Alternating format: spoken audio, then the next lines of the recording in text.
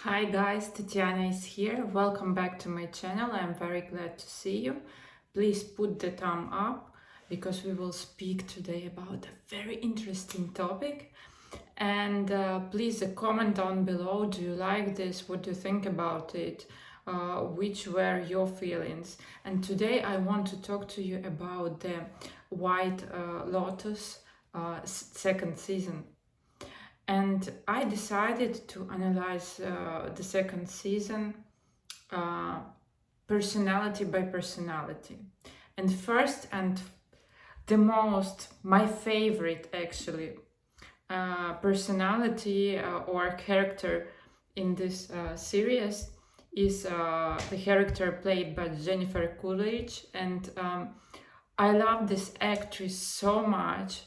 She's so goofy, she's so hilarious, she has an incredible sense of humor, and I adore her so much. And the character that she played, name is Tanya. And today I wanted to talk about her and to analyze her from the point of view of psychology. Who is she?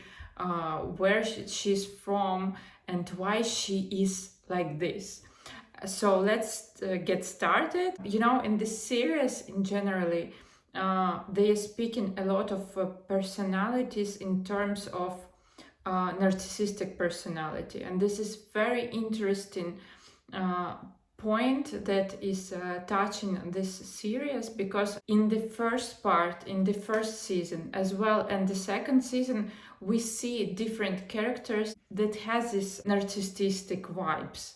You know, they all are not the same. They all have different quantity of narcissistic points in their character, but this is very interesting. So if you are interested in this point, please comment down below, and I will do analysis of the first season, which is also very interesting, about the dynamics of that young couple relationship. And also I will do another videos about other characters of the season 2 of this series. So please comment down below. I will try to not to do a lot of spoilers, but I cannot promise. So if you haven't seen this series, please watch it first and then come back to me. It's not huge. The second season, it's like 7 episodes, I think, not more. So let's come to Tanya back. Who is our Tanya? Well, we see that she's coming from the very wealthy background. Her parents hadn't problems with money. They are very influent. They were a very rich family. And what happens here? Why she became such a narcissistic person? It's a bit of spoiler right now already, because she is. Because what is the main reason why we call the person narcissistic person? Well, this is a lack of empathy, and we see that Tanya in the first season and in the second season, she has no empathy. You see it in all the relationships. She struggles to build some relationship with kind of normal people, you know, with caring people. She is going away from caring people, and she's attracting the people who want to use her. Why it happens? So, well, let's come back to the family. I think that the point that she's ignored all her adult life is coming from the same fact that maybe she was ignored by her parents when she was a small girl.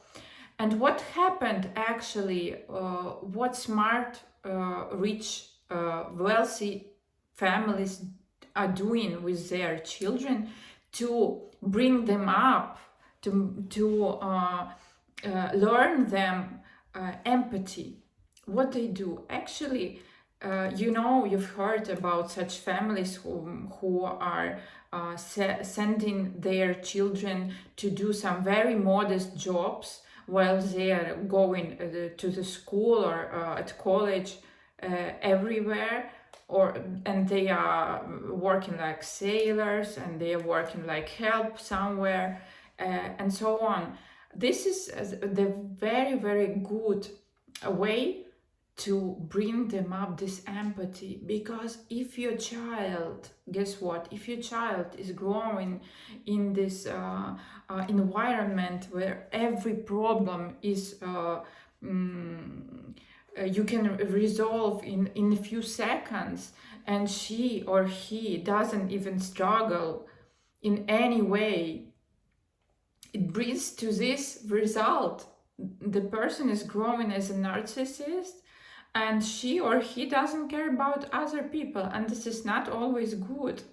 You know, you see such people, and you know, they can face a lot of problems in the future. So that's why, for example, a lot of wealthy families, they are sending their children to work in shelters, for example, to volunteer, to do something like that, because only by doing that kind of jobs, that kind of activities, their children can learn what empathy is.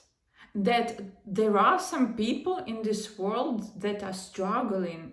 There are some people in this world that are having troubles. There are some people in this world who are poor and who have nothing to eat today. So only that way they became human. You know, they developed their capacity to empathize other people.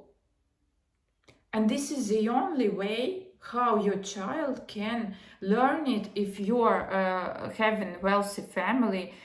And this is the only way, because otherwise your child can become as Tanya in this series. And you see, now we will deepen in analysis, and we will see what is happening with her.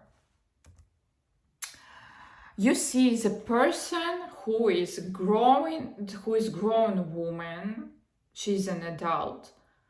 But if you see the kind of behavior she has, the way she behaves, and the way she thinks, and the naivety she has, she seems like a little girl. She's not a grown woman. You know what I mean? And this comes together with this wealth from her family as well. Because if her parents would do the same as I just told you, would send her to work somewhere else, to go in another environment, not so wealthy environment, she would understand what is going on in the real life. But it seems like she was raised in this kind of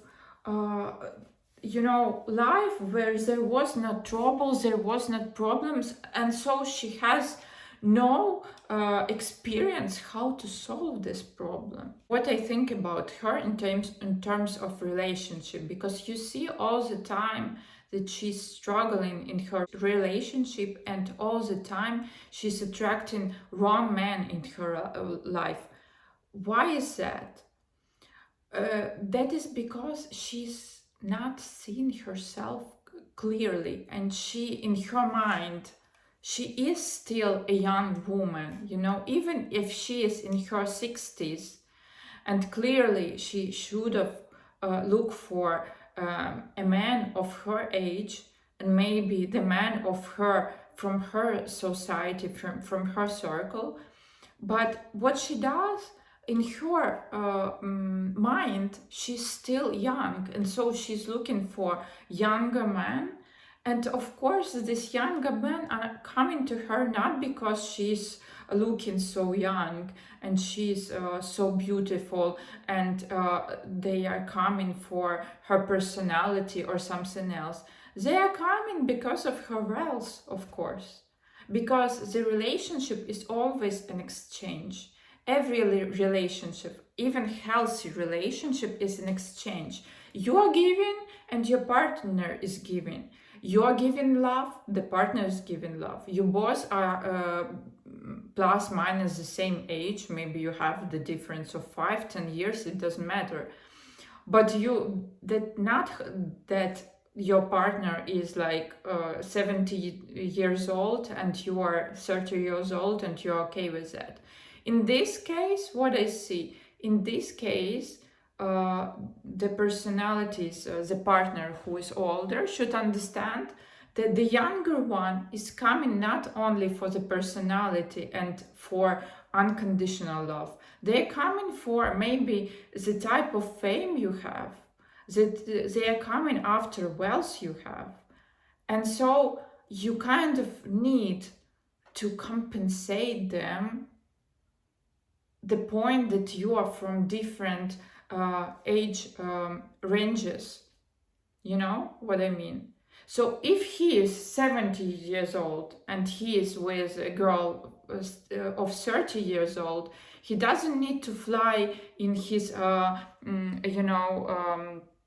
in his mind that she's coming after him only because she's in love with him for just what he is and for the person he is, and for him without anything that he has. She's coming, yes, she's maybe coming after him, but she's coming also after his fame, and she's coming also after his wealth.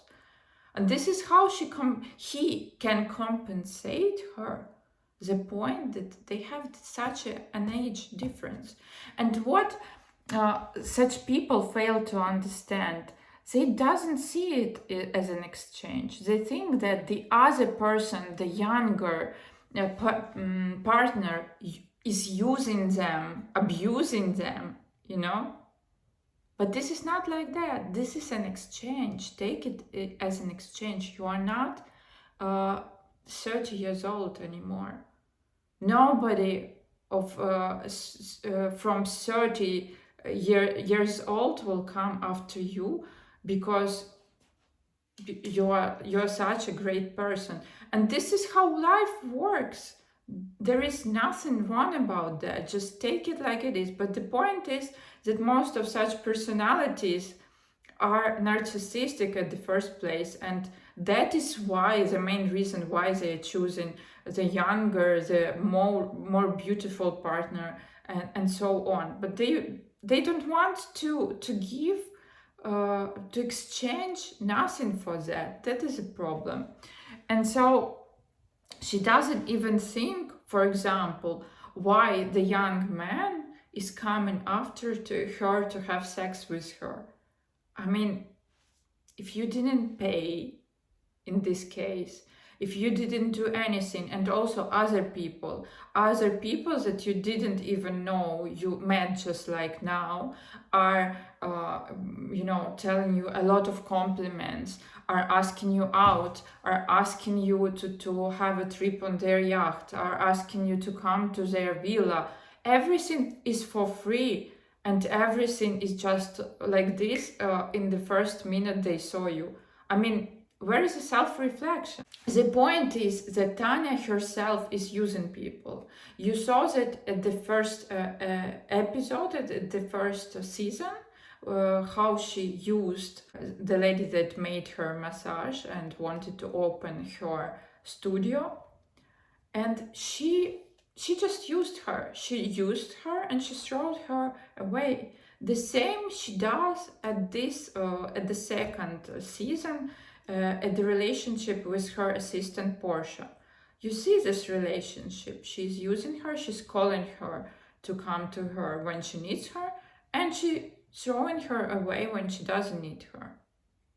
The only person she's struggling, she's having hard time to use is Greg, because he's using her. The point, we saw it from the very first season, that he was not so crazy in love to marry her, and that he clearly had some images of what he could take from her from the very first moment he saw her. And so you see this kind of even psychopath behavior from his side, but from her side, Deep inside, she understands what is going on. She sees him how he is. But she doesn't want to look at this because deep inside she feels herself very lonely person.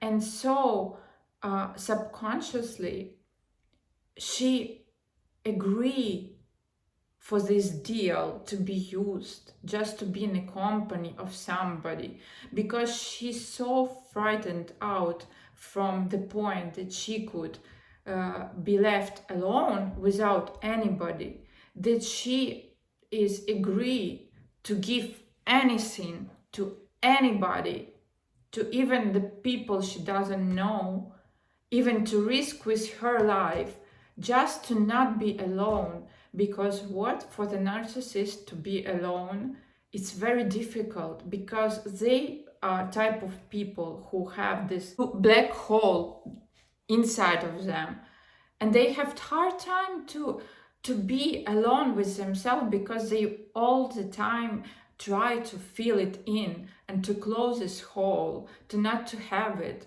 with other people, with such connections, when they use people and throw them away. In these cases, they do everything they think they could do to just to close this hole inside of them. So that is why she is doing this. Because you see, she's coming from one relationship to another relationship. She is not the person who has this ability to build a long-time relationship. She has no friends. She has no marriage, because this is a fake marriage. There is no marriage, because there is a person who is just using her.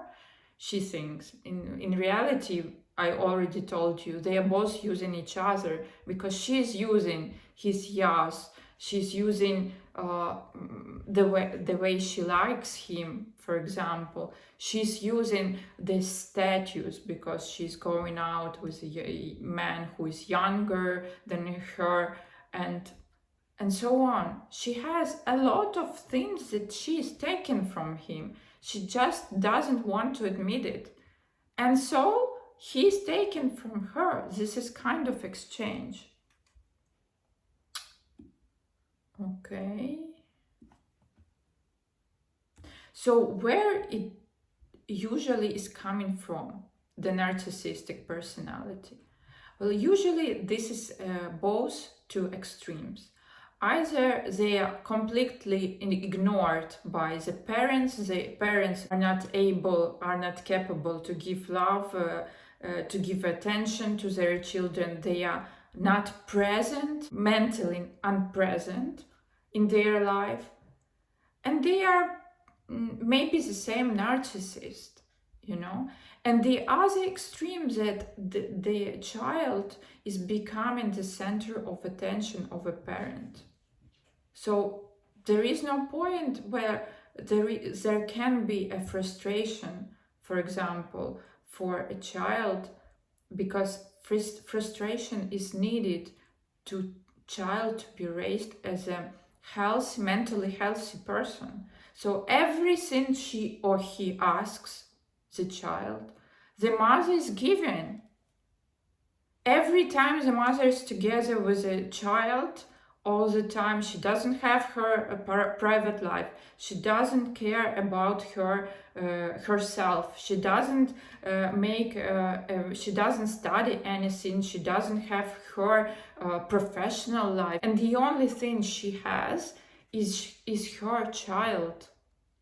And so what happens usually? Of course, not having a personal life, she's alone. All the time she is together with a son and or with a daughter. And of course, we all are getting older and we all are dying at some point. And so what happens? The same at the first season, the Tanya's mom died, and she left alone with this black hole inside of her. Because the only person that she considered as a close person to her was her mother. She all the time was so tightened relationship with her mother that she had no time and no a possibility to build her personal life, because this place of her partner was already taken by her mother. And that is why the separation is so crucial, it is so important for the child. You need to let your child go at some point. They need to have their life. They can visit, but they cannot live only from you, only with you, because when you will die, they will left alone. They will have nobody. And this song from the Annie Lennox, if I remember well, it was somebody wants to use you, somebody wants to get used by you. This is actually the words of a classic narcissist, because in their mind this is how the world works. They have no idea about like a genuine love, the genuine closity between intimacy between people, the genuine friendship. They have no point about this. They think, why I should have this friendship when I can use somebody. The point is that Tanya is so self-concentrated that she is not even following what is going on in her life, and she's going to have parties with people she doesn't even know. Deep inside, she understands what is going on. She's getting in trouble. But the point that she is so excited by these fantasies that she will not be alone, that she will be with somebody and she will have fun. And so she doesn't even understand that she's risking with her life. Deep inside, she does understand this, but she agrees unconsciously to risk with her life just to have this fun and to have this imaginary friendship, imaginary attention, to be in the center of attention. And so such people a lot of times are coming together with people who are telling them a lot of compliments, who are doing everything to get their attention. And so this is kind of exchange, because such people who are doing compliments to narcissists, they want something from them. And this narcissist, deep inside, they know about that, but they are going for this just to have this attention. And so she sees, of course, herself as an unlucky person who is always in trouble in her personal life. And she has hard time to analyze. She denies any reflection, any thought that maybe she's the only one thing that her exes, all the guys that she have been with, are having in common, because they are all different, but what they have in common, her. And so if she would see that, she would work on herself, she would change it. She would start to choose another type of man, the man from other age maybe as well. Okay, guys, seems I already said everything that I wanted to tell, because I'm checking now it here. Please put the thumbs up, write the comment down below, because in some future I will choose the most active from you, who will leave the comment down below, and who will subscribe, who will turn on the notification on my channel, and I will choose the lucky one from you, from the most active people on my channel, and I will make a present for you. It will be my session, my personal session. So please be active on my channel, and we see each other next time. Please comment down below if you want to have the analysis of the first season, and also of other characters of this season. See you next time.